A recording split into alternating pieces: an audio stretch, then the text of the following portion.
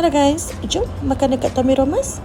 Hari ni kita akan dining experience macam makan dekat hotel 5 star. Nampak tak? Ini menu pertama dia iaitu ribs volcano. Nampak tak guys, berasa asap. Okey, ini menu kedua. Yang ini molten lava cheeseburger, siap berapi. Yang ini pula smoky spice salmon piccata. Dan ini pula dessert dia iaitu Heavenly Cloud dessert.